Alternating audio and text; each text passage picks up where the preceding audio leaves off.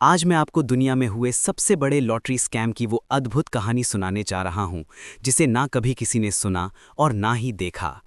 इसे अमेरिका के इतिहास का सबसे बड़ा लॉटरी स्कैम इसलिए भी कहा जाता है क्योंकि 28 दिसंबर सन 2010 की शाम को जब लाखों लोगों के सामने इस लॉटरी के जैकपॉट नंबर्स को खोला गया, तब ये सभी नंबर्स किसी एक लॉटरी टिकट से मैच हो गए और इसमें जीते जाने वाली रकम थी $16.5 मिलियन।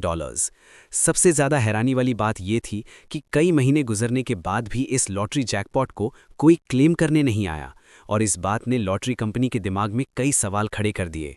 वो इस बात से हैरत में थे कि कैसे कोई शख्स इतनी बड़ी रकम के लॉटरी जैकपॉट को छोड़ सकता है, और साथ ही साथ उन्हें ये भी लगने लगा कि हो सकता है कि इस शख्स ने लॉटरी जैकपॉट का टेलीकास्ट टीवी पर ना देखा हो या उसकी मौत हो गई हो। मगर जब लॉटरी जैकपॉट की रकम को क्लेम ना करने की वजह उनके सामने आई, तब लॉटरी कंपनी के साथ साथ अमेरिकन पुलिस के भी होश उड़ गए। हालांकि लॉटरी कंपनी ने एक रूल भी बना रखा था कि या तो लॉटरी के इनाम को 1 साल के अंदर क्लेम कर लिया जाए या फिर लॉटरी जैकपॉट को कैंसिल कर दिया जाएगा। मगर इसके बावजूद भी लगभग 11 महीने गुजर चुके थे और कोई इस लॉटरी के इनाम को क्लेम करने नहीं आया। लॉटरी ऑफिशियल्स अब बस 1 साल पूरा होने का इंतजार कर रहे थे ताकि उस लॉटरी जैकपॉट को कैंसिल कर सकें, और तभी कुछ ऐसा हुआ जिसने लॉटरी गेमिंग की दुनिया को हिला कर रख दिया। 1 साल पूरा होने के 10 दिन पहले ही लॉटरी कंपनी न्यूज़ चैनल पर यह अनाउंसमेंट करती है कि वो 10 दिन बाद इस लॉटरी जैकपॉट को कैंसिल कर देंगे, और इसी दौरान उनके ऑफिस के सभी फ़ोन पर बहुत सारी कॉल्स आना शुरू हो जाती हैं। इन कॉल्स की दूसरी तरफ वो लोग थे जो इस लॉटरी जैकपॉट को जीतने का झूठा दावा कर रहे थे, और इसकी सबसे बड़ी वजह ये थी कि जब उनसे टिकट के सीरियल नंबर के बारे में पूछा गया, तब वो सही सीरियल नंबर नहीं बता पाए। लगातार बढ़ते कॉल्स और दावेदारों को देखते हुए लॉटरी कंपनी पुलिस की मदद लेने का फैसला करती है। हालांकि लॉटरी कंपनी ये बात जानती थी कि ये टिकट कहां से खरीदा गया है, मगर वो ये नहीं जानते थे कि ये टिकट किसने खरीदा है, क्योंकि जिस स्टोर से टिकट खरीदा गया था उस स्टोर का सीसीटीवी फुटेज उनके पास नहीं था।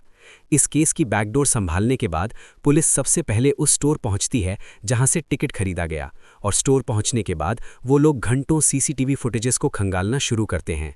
लगातार कई घंटे चली छानबीन के बाद पुलिस के सामने एक फुटेज आता है जिसे देखने के बाद पुलिस और ज़्यादा परेशानी और कश्मकश में पड़ जाती है। उस सीसीटीवी फुटेज में एक शख्स था जिसने काले कपड़े पहन रखे थे और उसका सर एक काली हुडी से ढका हुआ था, जिसकी वजह से उसका चेहरा बिल्कुल दिखाई नहीं दे रहा था। ये वही शख्स था जिसने लॉटरी टिकट खरीदा था, और वो ये बात बहुत अच्छी तरह जानता था कि उसके सर के ऊपर कैमरे लगे हुए हैं, और उसने अपना चेहरा जानबूझकर छुपाया हुआ था, जिसकी वजह से कैमरे के किसी भी एंगल में उसका चेहरा सामने नहीं आया। अब पुलिस के सामने सबसे बड़ा सवाल ये था कि आखिरकार ये शख्स है कौन और इसने अपनी पहचान क्यों छुपा रखी है। ये पूरा मामला अब एक लॉटरी टिकट केस से मुड़कर एक ऐसे केस की तरफ इशारा कर रहा था जो दिन ब दिन एक अनसुलझी गुत्थी बनता जा रहा था।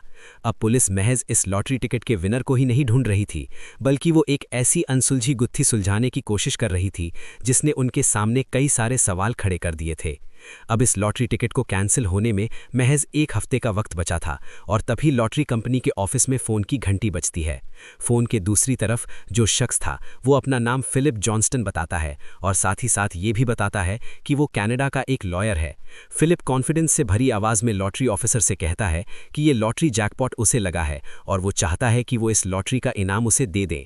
चूंकि लॉटरी ऑफिस में कई झूठे दावेदारों के फ़ोन आ रहे थे, इसलिए लॉटरी ऑफिसर फिलिप से लॉटरी टिकट का सीरियल नंबर मांगता है, जिसके जवाब में फिलिप उसे सीरियल नंबर बता देता है। और सबसे ज़्यादा चौंकाने वाली बात यह थी कि ये सीरियल नंबर लॉटरी कंपनी के रिकॉर्ड से मैच हो जाता है। लॉटरी ऑफिसर को लगने लगता है कि आखिरकार इस लॉटरी जैकपॉट का विनर मिल गया है, मगर जैसे ही वो फिलिप की आइडेंटिटी को वेरीफाई करने के लिए उससे और सवाल पूछता है, उसे फिलिप की पहचान पर और कई सवाल खड़े होने लगते हैं। लॉटरी ऑफिसर फिलिप से पूछता है कि जिस दिन उसने लॉटरी टिकट खरीदा था उस दिन उसने क्या कपड़े पहन रखे थे। इस सवाल के बाद फ़ोन पर थोड़ी देर के लिए खामोशी छा जाती है, और फिर फिलिप ऑफिसर को बता देता है कि उसने क्या कपड़े पहन रखे थे।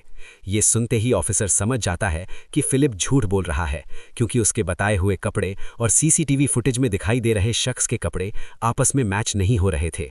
अब ऑफिसर फिलिप से और बारीकी से सवाल करने लगता है, जिसकी वजह से फिलिप घबरा जाता है और उसकी आवाज़ लड़खड़ाने लगती है, जिसके बाद फिलिप की तरफ से फ़ोन काट दिया जाता है। इस फ़ोन कॉल के बाद कई सवाल सामने आते हैं और पुलिस और लॉटरी कंपनी को लगने लगता है कि क्या फिलिप ही इस लॉटरी जैकपॉट का विनर है या ये भी एक झूठा दावेदार था जिसने लॉटरी के पैसों के लिए उन्हें कॉल की थी। पुलिस और लॉटरी ऑफिसर को जिस बात ने सबसे ज्यादा चौंकाया वो थी लॉटरी टिकट का सीरियल नंबर, जिसे फिलिप ने बिल्कुल सही बताया था, मगर साथ ही साथ गलत बताए गए कपड़ों ने उन्हें पूरी तरह कश्मकश में डाल दिया था। अब इस तहकीकात में एक नाम पुलिस के हाथ लग चुका था और वो था फिलिप जॉन्स्टन। पुलिस अब फिलिप जॉन्स्टन की तहकीकात में जुट जाती है कि तभी इस कॉल के कुछ दिन बाद फिर से लॉटरी ऑफिस के फ़ोन की घंटी बजती है। इस बार भी फ़ोन की दूसरी तरफ फिलिप जॉन्स्टन ही था, मगर इस बार उसकी कहानी पूरी तरह बदली हुई थी। इस बार फिलिप लॉटरी ऑफिसर से कहता है कि उसने उनसे झूठ बोला था कि वो लॉटरी टिकट ओनर है, बल्कि इस लॉटरी टिकट का ओनर उसका एक क्लाइंट है जो ये चाहता है कि फिलिप ये लॉटरी के पैसे ले जाकर उसे दे दे और उसे किसी के सामने ना आना पड़े। फिलिप लॉटरी ऑफिसर से ये भी कहता है कि वो उनके पास लॉटरी टिकट लेकर आएगा और वो लोग बदले में लॉटरी जैकपॉट की रकम सीधा उसके क्लाइंट के अकाउंट में ट्रांसफर कर दें। चूंकि लॉटरी कंपनी ने साफ रूल्स बना रखे थे कि लॉटरी के इनाम की रकम लेने के लिए लॉटरी टिकट के ओनर को ही आना पड़ेगा, और इस बात की खबर वो लोग फिलिप को देते हुए उसे लॉटरी की रकम देने से मना कर देते हैं। फिलिप इस बार भी लॉटरी ऑफिसर की बात सुनकर बहुत फ्रस्ट्रेट हो जाता है और फ़ोन काट देता है। लॉटरी ऑफिसर को बार बार ये सवाल परेशान कर रहा था कि आखिर ये शख्स सिर्फ अपनी पहचान छुपाने के लिए इतनी बड़ी रकम का लॉटरी टिकट किसी और को क्यों दे रहा है, और ये बात उनके गले नहीं उतर रही थी। दिन ब दिन ये केस और उलझता जा रहा था और पुलिस तहकीकात के इतिहास में एक ऐसा केस बन गया जिसे ना वो लोग समझ पा रहे थे और ना ही उन लोगों ने कभी ऐसे केस पर काम किया था। पुलिस अब जल्द से जल्द उस लॉटरी टिकट के विनर को ढूंढ निकालना चाहती थी, क्योंकि वो ही एक शख्स था जो इस पूरे केस को सॉल्व कर सकता था। 28 दिसंबर सन 2011 को आखिरकार वो दिन भी आ जाता है जिस दिन इस लॉटरी टिकट को क्लेम करने का आखिरी दिन था और जिसके अगले दिन लॉटरी कंपनी इस लॉटरी को कैंसिल करने वाली थी। लॉटरी कंपनी के ऑफिस में सभी लोग रोज की तरह अपने अपने कामों में लगे हुए थे कि तभी लॉयर्स की एक पूरी टीम लॉटरी ऑफिस में घुसती है। इस बार ये लॉयर की टीम किसी एक शख्स की तरफ से नहीं बल्कि एक कंपनी की तरफ से आई थी जिसका ऑफिस बेलीज नाम के एक शहर में था। बेलीज वो शहर है जहां लोग अपनी कंपनियों के हेडक्वार्टर्स बनाते हैं ताकि वो लोग टैक्स बेनिफिट उठा सकें और टैक्सेस को बचा सकें। लॉयर्स का वो ग्रुप लॉटरी कंपनी के ऑफिसर से कहता है कि ये लॉटरी जैकपॉट उस कंपनी को लगा है जिसे वो लोग रिप्रेजेंट कर रहे हैं, जिसके बाद वो लॉटरी ऑफिसर फिर से एक बड़ी कश्मकश में पड़ जाते हैं कि आखिर इस लॉटरी जैकपॉट का असली विनर है कौन, क्योंकि लॉटरी कंपनी अपने रूल के मुताबिक लॉयर के ग्रुप को जैकपॉट अमाउंट देने से मना कर देती है और कहती है कि टिकट ओनर को खुद ये प्राइस क्लेम करने के लिए आना होगा, जिसके बाद वो लॉयर का ग्रुप वहां से चला जाता है। इस मामले के बाद लॉटरी ऑफिसर्स इस बात की खबर पुलिस को दे देते हैं, जिसके बाद पुलिस इस कंपनी की छानबीन में लग जाती है जिसका हेडक्वार्टर बेलीज में था। छानबीन में जो खुलासा पुलिस के सामने आया उसने पुलिस को चौंका कर रख दिया। पुलिस को अपनी तहकीकात में ये पता चला कि ये कंपनी रियल में एग्जिस्ट करती है और इसका ऑफिस बेलीज में रजिस्टर्ड है, मगर सबसे ज़्यादा चौंकाने वाला खुलासा जो हुआ वो ये था कि इस कंपनी के साथ फिलिप जॉन्स्टन का नाम जुड़ा था। वही फिलिप जॉन्स्टन जो एक कनेडियन लॉयर था और जिसने लॉटरी ऑफिस में फ़ोन करके ये कहा था कि वही इस लॉटरी जैकपॉट का विनर है। इस खुलासे ने पुलिस और लॉटरी कंपनी को और परेशान करके रख दिया। उन्हें यह समझ नहीं आ रहा था कि एक कनेडियन लॉयर बेलीज शहर में कंपनी का ऑफिस क्यों बनाएगा, वो भी लॉटरी जैकपॉट क्लेम करने के लिए जो उसने अमेरिका में जीती थी। तीसरी बार फिलिप जॉन्स्टन का नाम सामने आते ही पुलिस बहुत तेजी से इस केस पर काम करना शुरू कर देती है और पुलिस फिलिप की लोकेशन पता लगाकर उसे पूछताछ के लिए अपनी हिरासत में ले लेती है। पूछताछ के दौरान फिलिप पुलिस को बताता है कि लॉटरी टिकट उसे 2 लोगों ने दिया था, जिसमें पहले शख्स का नाम था रॉबर्ट रोड्स और दूसरे शख्स का नाम था रॉबर्ट सनफेल्ड। फिलिप के बयान के मुताबिक यही वो 2 लोग थे जो अलग अलग लोगों के जरिए लॉटरी जैकपॉट को क्लेम करने की कोशिश कर रहे थे। ये 2 नाम सामने आने के बाद इस तहकीकात में अब एक नया मोड़ आ चुका था और पुलिस फौरन रॉबर्ट सनफेल्ड और रॉबर्ट रोड्स की लोकेशन पता लगाकर उन्हें पूछताछ के लिए अपनी हिरासत में ले लेती है। पुलिस को जब उन दोनों ने अपनी कहानी सुनानी शुरू की तब पुलिस हक्का बक्का रह गई, क्योंकि उन दोनों की कहानी और फिलिप की कहानी एक दूसरे से बिल्कुल अलग थी। वो दोनों पुलिस को बताते हैं कि उनका इस लॉटरी टिकट से कोई लेना देना नहीं है और ना ही उन्होंने किसी को ये जैकपॉट प्राइस क्लेम करने के लिए भेजा है। पुलिस के पास भी इन दोनों के खिलाफ कोई पुख्ता सबूत नहीं था, इसलिए पुलिस उन दोनों के खिलाफ कोई एक्शन नहीं ले पा रही थी। कई घंटों चली पूछताछ के बाद जब पुलिस को उनके खिलाफ कुछ नहीं मिला तब पुलिस उन्हें छोड़ देती है और इस केस को बंद कर दिया जाता है। जिसकी वजह से ये केस अनसुलझा केस बनकर फाइलों में बंद हो जाता है। हालांकि ये केस तो बंद कर दिया गया था, मगर इससे जुड़े सवाल अब भी लॉटरी कंपनी को परेशान कर रहे थे कि आखिर रॉबर्ट सनफेल्ड और रॉबर्ट रोड्स का इस केस से क्या लेना देना था, और क्या फिलिप वाकई में सच बोल रहा था। इस केस से जुड़ी अलग अलग कहानियां हर जगह लोगों की जुबान पर थी, और यही वो वजह थी कि इस केस के बंद होने के बाद भी एक पुलिस ऑफिसर अनऑफिशियली इस केस की तहकीकात में लगा रहा, क्योंकि वो ये बात मानने को तैयार ही नहीं था कि कोई इतनी बड़ी जैकपॉट लॉटरी को बिना क्लेम किए छोड़ दे। और साथ ही साथ अब उसे ये भी यकीन होने लगा कि हो ना हो इस लॉटरी जैकपॉट के पीछे कोई बहुत बड़ा स्कैम है।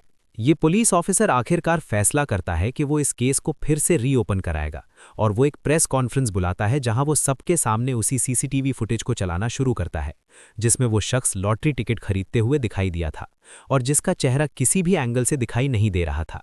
वीडियो चलाने के बाद पुलिस ऑफिसर प्रेस कॉन्फ्रेंस में मौजूद लोगों से कहता है कि अगर कोई भी सीसीटीवी फुटेज में दिख रहे शख्स को पहचानता है तो वो पुलिस से कांटेक्ट करे। इस प्रेस कॉन्फ्रेंस के महज कुछ दिन बाद पुलिस स्टेशन में कॉल आता है, जिसके बाद इस लॉटरी जैकपॉट से जुड़े ऐसे स्कैम का खुलासा होता है जिसने पूरी लॉटरी कंपनी और अमेरिकन पुलिस को हिलाकर रख दिया। कॉल की दूसरी तरफ एक औरत थी जो इस लॉटरी कंपनी की एक ब्रांच में काम करती थी, और वो औरत पुलिस को बताती है कि वो सीसीटीवी फुटेज में दिख रहे शख्स को पहचानती है, जिसके बाद पुलिस को इस केस में एक उम्मीद की किरण नजर आने लगती है। वो औरत पुलिस को बताती है कि ये शख्स उसके साथ लॉटरी कंपनी में काम करता था, जिसका नाम एडी टिप्टन है। टिप्टन उस लॉटरी कंपनी के सिक्योरिटी सिस्टम का इंचार्ज था, जिसका काम था लॉटरी ड्रॉ मशीनों की देखरेख करना और उनमें आई किसी भी खराबी को सही करना, ताकि उन मशीनों के साथ छेड़छाड़ करके कोई फ्रॉड न कर सके। कुल मिलाकर टिप्टन उस पूरी लॉटरी कंपनी का सॉफ्टवेयर गेटकीपर था, जिसका काम था लॉटरी कंपनी को किसी भी तरह के फ्रॉड से बचाना। और इस हैरत अंगेज खुलासे ने इस पूरी केस की दिशा को ही बदल कर रख दिया।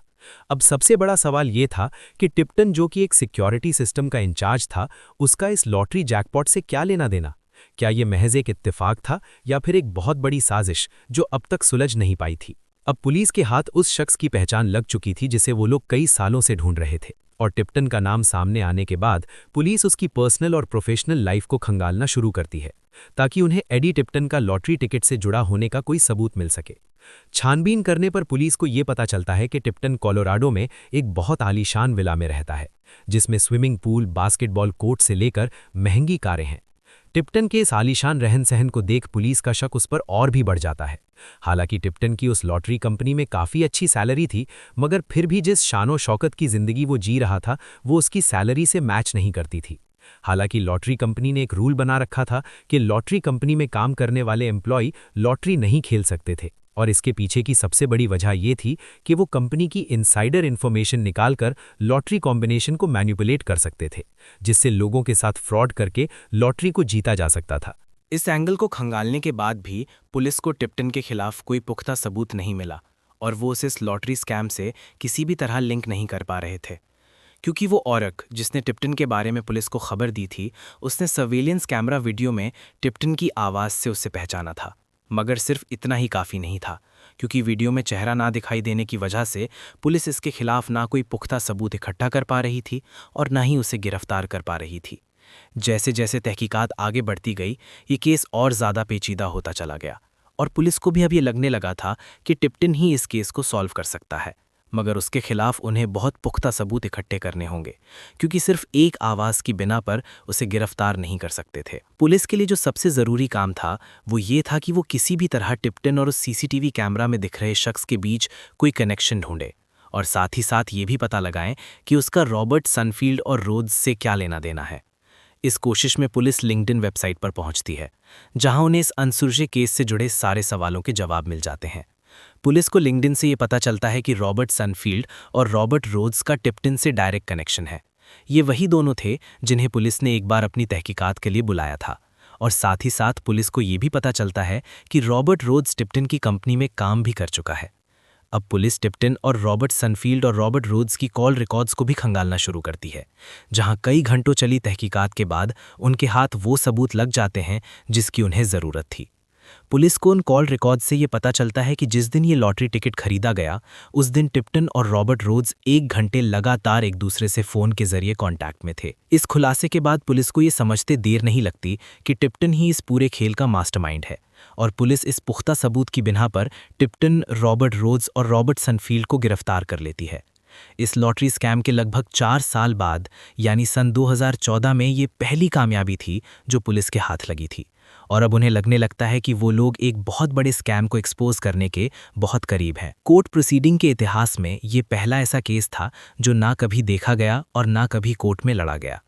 इस कोर्ट हियरिंग में आए सभी जजेस से लेकर लॉयर और पुलिस भी उत्साहित थे, क्योंकि वो एक ऐसे केस के गवाह बनने वाले थे जहां लॉटरी जैकपॉट को मैनिपुलेट करके फ्रॉड किया गया हो और कभी किसी ने ऐसे केस के बारे में ना सुना हो। सब ये जानने के लिए बेताब थे कि टिप्टन ने आखिर क्या फ्रॉड किया है और इसे कैसे अंजाम दिया है। सुनवाई के दौरान टिप्टन के एक पुराने दोस्त को कोर्ट में पेश किया जाता है, जिसकी गवाही के बाद ये पहलू सामने आता है कि टिप्टन सॉफ्टवेयर टेक्निकल्स में बहुत माहिर है। वो कोर्ट को बताता है कि टिप्टन को कंप्यूटर वायरस बनाने का बहुत शौक है और इन्हीं वायरस की मदद से वो लॉटरी मशीन को कहीं भी बैठकर कंट्रोल कर सकता है और अपने हिसाब से चला सकता है। टिप्टन के दोस्त के बयान के मुताबिक टिप्टन अपनी इस कला का इस्तेमाल लॉटरी मशीनों को हैक करने के लिए करता है और उसने $16.5 मिलियन वाले ड्रॉ के दिन भी टिकट के विनिंग नंबर्स को बदल दिया था। इस बयान के बाद कोर्ट को टिप्टन के खिलाफ पुख्ता सबूत मिल चुका था और कोर्ट उसे 10 साल की सज़ा सुनाता है। इस सज़ा के बाद टिप्टन और उसके वकील का जो रिएक्शन था उसने लोगों को बहुत कश्मकश में डाल दिया, क्योंकि बजाय घबराने और परेशान होने के उनके चेहरे पर एक मुस्कुराहट और शांति थी। और सबसे ज़्यादा हैरानी वाली बात ये थी कि उन्होंने इस फैसले के खिलाफ कोई अपील नहीं की। टिप्टन और उसके वकील का ये रिएक्शन देख वहाँ बैठे पब्लिक प्रोसिक्यूटर हैरत और कश्मकश में पड़ जाता है और ये सोचने लगता है कि आखिर 10 साल की सज़ा होने के बाद कोई कैसे खुश हो सकता है। और यही बात इस केस पर काम करने वाले लोगों ने भी नोटिस और महसूस की थी। उधर पुलिस को भी ये बात बहुत अटपटी लगती है और उन्हें लगने लगता है कि टिप्टन के दोस्त की गवाही महज उन्हें गुमराह करने के लिए थी, क्योंकि इतने बड़े स्कैम का जवाब महज एक गवाही नहीं हो सकती, जिसके बाद टिप्टन को महज 10 साल की सज़ा हुई थी। टिप्टन का केस अब एक लॉटरी टिकट केस से कई गुना बढ़कर एक अनसुलझी कहानी बनता जा रहा था, जिसके बारे में लोग बातें कर रहे थे और जिसके बारे में आए दिन अखबारों में खबर छप रही थी। पुलिस को जो सवाल बार बार परेशान कर रहा था वो ये था कि आखिर टिप्टन ने बिना कोई सवाल किए अपनी सज़ा क्यों मान ली, और क्या कोर्ट में पेश की गई गवाही से भी और कुछ ज़्यादा सामने आना बाकी था। बहरहाल टिप्टन को सज़ा सुनाने के बाद ये केस बंद होते हुए दिखाई दे रहा था और इसी दौरान सुनवाई के 1 हफ्ते बाद पुलिस के पास एक अनजान कॉल आता है जिसने इस पूरे केस का रुख ही बदल कर रख दिया। इस बार फ़ोन की दूसरी तरफ एक आदमी था जो टेक्सास का रहने वाला था। ये शख्स लगातार टीवी पर इस केस को बहुत बारीकी से फॉलो कर रहा था और वो फ़ोन पर पुलिस को बताता है कि 10 साल पहले टिप्टन के भाई ने एक लॉटरी जीती थी, मगर इस लॉटरी प्राइस को किसी अलेक्जेंडर हिक्स नाम के एक शख्स ने क्लेम किया था, जिसकी महज कुछ दिनों बाद ही मौत हो गई थी। इस फ़ोन कॉल के बाद पुलिस और पब्लिक प्रोसिक्यूटर के कान खड़े हो जाते हैं और वो ये अंदाज़ा लगाने लगते हैं कि टिप्टन दूसरों से लॉटरी प्राइस क्लेम कराने के बाद उनका मर्डर करवा देता है ताकि किसी को कोई सबूत ना मिले। मगर उनका ये अंदाज़ा बिल्कुल गलत साबित होता है, क्योंकि अलेक्जेंडर की छानबीन करने पर यह पता चला कि उसकी मौत कैंसर से हुई थी। इस कॉल के बाद पब्लिक प्रोसिक्यूटर के हाथ ऐसा कोई भी सबूत नहीं लग रहा था जिसकी मदद से वो इस पूरे स्कैम का पर्दाफाश कर सके। पब्लिक प्रोसिक्यूटर अब पुलिस की मदद से उन सारे लोगों की लिस्ट बनाना शुरू करता है जिन्होंने पिछले कुछ सालों में अमेरिका में लॉटरी जीती थी। इस लिस्ट में लोगों का आंकड़ा 45,000 तक पहुंच गया और ये लिस्ट बनाने की सबसे बड़ी वजह ये थी कि पुलिस और प्रोसिक्यूटर टिप्टन और इस लिस्ट में मौजूद लोगों के बीच कनेक्शन ढूंढना चाहते थे। इतनी बड़ी लिस्ट होने की वजह से पुलिस की एक पूरी टीम को इस इन्वेस्टिगेशन में लगाया गया, जिसमें उन्होंने दिन रात एक करके इसमें मौजूद एक एक शख्स की सोशल मीडिया प्रोफाइल, उनके पोस्ट्स और ऑनलाइन चैट्स को खंगालना शुरू किया। वो लोग बस एक पैटर्न की तलाश में थे जो उन्हें किसी भी तरह टिप्टन के स्कैम में शामिल होने का सबूत दे सके और जिससे उन्हें ये पता चल सके कि टिप्टन पहले भी लॉटरी जैकपॉट को मैनिपुलेट कर चुका है। जैसे जैसे तहकीकात आगे बढ़ती गई वैसे वैसे पुलिस के सामने एक पैटर्न उभर कर आने लगा, जिसमें उन्हें एडी टिप्टन और लॉटरी जीतने वालों के बीच के कनेक्शंस दिखने लगे। पुलिस को इस लिस्ट से ये पता चलता है कि सन 2005 में टिप्टन के भाई ने $5,68,990 की लॉटरी जीती थी और इसी तरह सन 2007 में रॉबर्ट रोड्स ने भी लाखों की लॉटरी जीती थी। ये दो कनेक्शन पुलिस को साफ इशारा कर रहे थे उस नेटवर्क की तरफ जो पूरे लॉटरी सिस्टम के अंदर काम कर रहा था। कई कनेक्शन और भी सामने आए, जिसमें एक औरत ने $15,000 की लॉटरी जीती थी और उसका टिप्टन के साथ पर्सनल रिलेशन था। टिप्टन के नेटवर्क में जितने लोगों ने भी लॉटरी जीती थी उन सभी ने अपने प्राइज मनी जीत के अगले साल क्लेम किया, ना कि उसी साल जिस साल वो लोग लॉटरी जीते थे।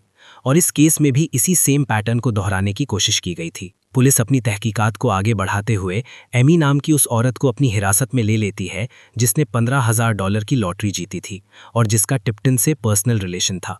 पुलिस एमी से कहती है कि वो उससे सिर्फ पूछताछ करना चाहते हैं और वो चाहते हैं कि वो उनके साथ कोऑपरेट करे, जिसके लिए एमी फौरन राजी हो जाती है। एमी पुलिस ऑफिसर को बताती है कि वो टिप्टन के साथ रिलेशनशिप में थी और उसी के कहने पर उसने खास नंबर्स के लॉटरी टिकट खरीदे थे, जिसके बाद वो लॉटरी जीत गई और इस जीती हुई रकम को उसने और टिप्टन ने आधा आधा बांट लिया। इस खुलासे के बाद पुलिस के हाथ इस स्कैम से जुड़ी सबसे बड़ी कामयाबी लग चुकी थी। मगर सबसे बड़ा सवाल ये था कि टिप्टन को इस विनिंग नंबर के बारे में पहले से कैसे मालूम था, क्योंकि इन सभी लॉटरी मशीनों को टैंपर और हैकिंग प्रूफ बनाया गया था। इन सभी सवालों के जवाब ढूंढते हुए पुलिस का ध्यान उस कंप्यूटर की तरफ जाता है जिसे टिप्टन लॉटरी ड्रॉ के लिए इस्तेमाल करता था। पुलिस का मानना था कि उन्हें इसी कंप्यूटर से सारे सवालों के जवाब मिलेंगे और उन्होंने कंप्यूटर एक्सपर्ट को बुलाकर उसे वो मशीन सौंप दी ताकि वो बारीकी के साथ उसकी जांच पड़ताल कर सके। इस छानबीन में उस कंप्यूटर एक्सपर्ट को कुछ अजीब और अटपटा सा मिला, जिससे उसे ये पता चला कि इस कंप्यूटर में एक वायरस कोड डाला गया है जो लॉटरी नंबर्स को अपने हिसाब से बदल देता है। हालांकि कोड पकड़ तो लिया गया था, मगर वो कंप्यूटर एक्सपर्ट इसे समझ नहीं पा रहा था क्योंकि ये कोड बहुत ज़्यादा पेचीदा और मुश्किल था। हालांकि पुलिस ने ये तो पता लगा लिया था कि इस पूरे स्कैम का मास्टरमाइंड टिप्टन ही है और कैसे वो हर जीत के बाद आधे पैसे बांट लेता है, मगर ये अभी भी एक सवाल था कि टिप्टन कैसे इस कोड के जरिए लॉटरी नंबर्स का पता लगाता है और उन्हें बदलता है। पुलिस जब इस कोड को क्रैक नहीं कर पाई तब वो तहकीकात के लिए एक दूसरा रास्ता अपनाते हैं और एडी टिप्टन के सामने एक डील रखते हैं। डील ये थी कि टिप्टन उन्हें अपने उस तरीके के बारे में बताएगा जिससे वो लॉटरी नंबर्स बदलकर उन्हें जीतता था और बदले में वो लोग उसकी सज़ा कम करवाएंगे। टिप्टन ये मौका अपने हाथ से जाने नहीं देना चाहता था और इसलिए वो फौरन इस डील के लिए तैयार हो जाता है। अब टिप्टन पुलिस के सामने वो कहानी बताना शुरू करता है जिसे सुनकर उनके होश उड़ जाते हैं। टिप्टन पुलिस को बताता है कि एक दिन वो और लॉटरी कंपनी का अकाउंटेंट साथ बैठे बातें कर रहे थे कि तभी अकाउंटेंट हंसते हुए टिप्टन से कहता है कि तुम पूरी लॉटरी सिक्योरिटी के इंचार्ज हो, तुम कोई ऐसा तरीका क्यों नहीं निकालते जिससे लॉटरी नंबर्स का पता पहले ही चल जाए और तुम उन्हीं लॉटरी नंबर्स के टिकट खरीदकर लॉटरी जीत लो। हालांकि ये मजाक में कही एक बात थी, मगर इसने कहीं ना कहीं टिप्टन के दिमाग में स्कैम का एक बीज बो दिया। पहले तो टिप्टन इस आइडिया को अपने दिमाग से निकाल देता है क्योंकि वो ये बात बहुत अच्छी तरह जानता था कि लॉटरी मशीनों के नंबर्स को हैक करना या उनके साथ छेड़छाड़ करना नामुमकिन है। मगर बार बार उस अकाउंटेंट की कही बात उसके दिमाग में घूमने लगी। टिप्टन अब बार बार खुद से ये सवाल करने लगा कि क्या वो सिस्टम में लूप होल खोलकर उसे मैनिपुलेट कर सकता है और क्या वो लॉटरी नंबर्स को बदलकर लॉटरी की रकम जीत सकता है। और इन्हीं सवालों के बीच वो फैसला करता है कि वो एक बार करके ज़रूर देखेगा। अब टिप्टन पूरे सिस्टम, उसके सिक्योरिटी मेजर्स और लॉटरी प्राइज में दिए जाने वाले चेक्स पर बहुत बारीकी से नज़र रखने लगा। वो पूरे सिस्टम को अंदर से लेकर बाहर तक बहुत अच्छी तरह जानता था, जिसकी वजह से उसे लिए कॉन्फिडेंस आ गया कि वो ये कर सकता है। और यही वो वजह थी कि अकाउंटेंट की मजाक में कही बात अब हकीकत बनने वाली थी और टिप्टन एक ऐसे स्कैम को अंजाम देने वाला था जो अमेरिका के इतिहास में अब तक किसी ने नहीं देखा। टिप्टन के कबूलनामे के बाद पुलिस को पूरे लॉटरी सिस्टम और उस तरीके के बारे में पता चला जिसकी मदद से वो लॉटरी नंबर्स को चेंज करता था। टिप्टन पुलिस को बताता है कि एक कंप्यूटर लॉटरी मशीन से कनेक्टेड होता है और ये कंप्यूटर लॉटरी नंबर्स निकालने के लिए बहुत ही अलग और अनोखा तरीका अपनाता है।